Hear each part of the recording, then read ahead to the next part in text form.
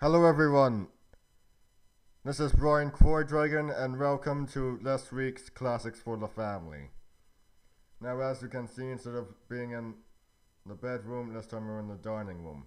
Why? Why not? Thank goodness I don't get that many comments, otherwise I get... They changed it, now it's sex comments, ruin forever comments, you name it. Now, this week is a doorstop of a novel. It's actually the first of a trilogy known as the D'Artagnan Romances. And it is The Three Musketeers. Now, this is an excellent novel. It's got humor, drama, action. But how many of you have actually read it? Can you name the Three Musketeers? I can. Athos, Porthos, and Aramis. D'Artagnan doesn't become a musketeer until halfway through the novel.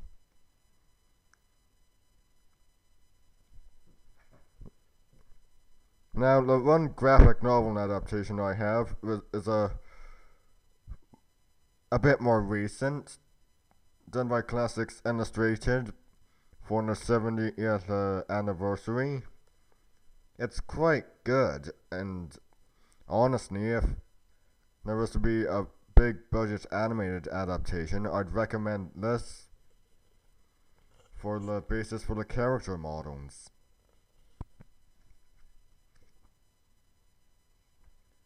Oh dear, what should I show you?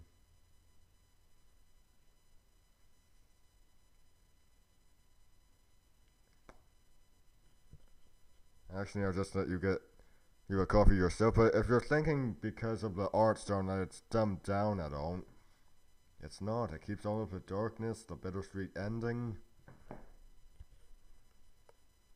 But now, let's move on to the screen adaptations. Now, this here is a two-part adaptation. The Three Musketeers covers the first half of the book, the Four Musketeers in the second half. You've got excellent actors. You have Oliver Reed as Athos, Raquel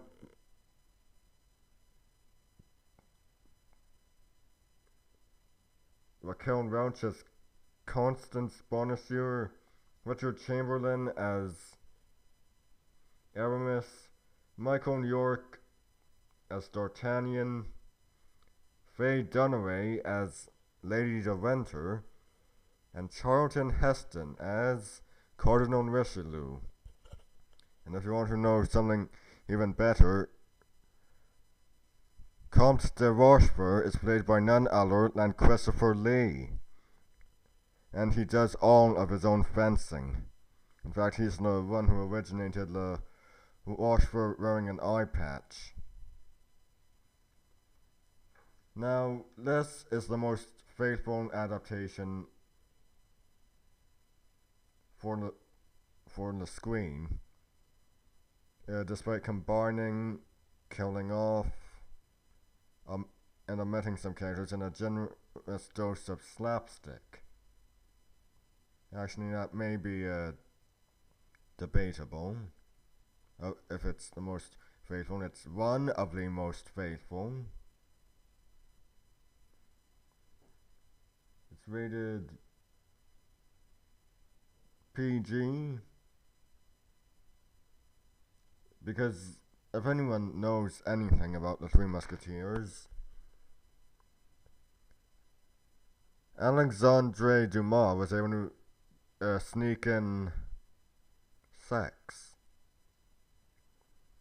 Sex between D'Artagnan and Lady de Winter when he's posing as Rochefort's cousin Comte de Wardes to get information from her.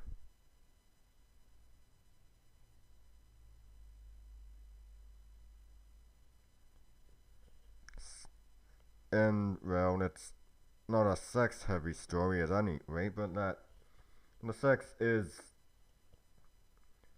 Well, it is and it isn't. we don't get a sex scene, but we just cut to after, and the second time around with D'Artagnan and Lady de Winter, when D'Artagnan discovers who Lady de Winter is, she comes at him with a glass dagger filled with acid. No, really, it's terrifying when you think about it. But then again, she's the villain of the novel, not Cardinal Richelieu. Any little school child knows that. Now, as we move on, this is technically a part of a double feature, both featuring films by Burbank Films Australia. There's a bit of comedy. Well, there's a bit of humor, but no more than there is in the double feature technically the two-parter I just showed you, but it gets really dark at the end. And it might be more faithful because Rochefort doesn't suffer from a death by adaptation. Yes, the Musketeers' servants are omitted. Constance's husband is omitted. But then again,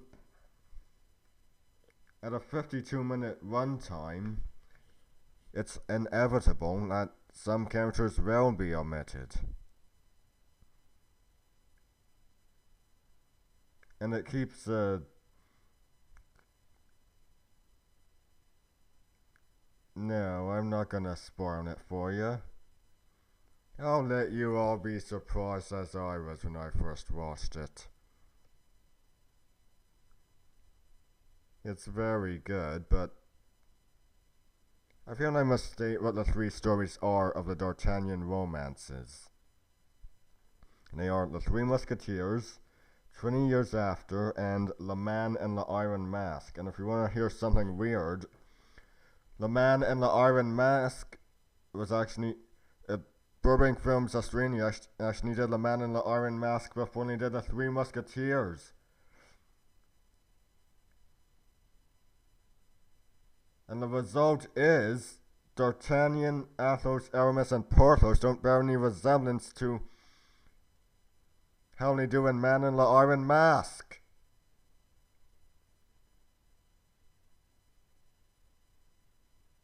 Example?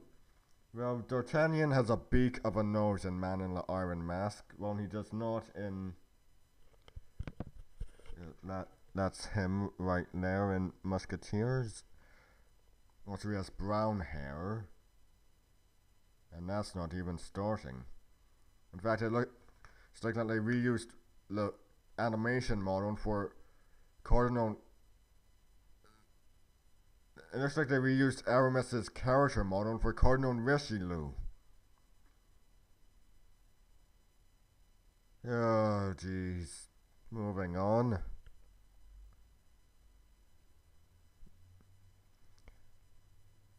Oh God, The Musketeer, not the best adaptation. It's okay, but it's not the best adaptation.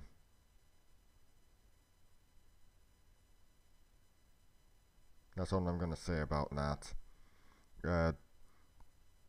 Porthos and Aramis get really demoted. Can it be called an adaptation?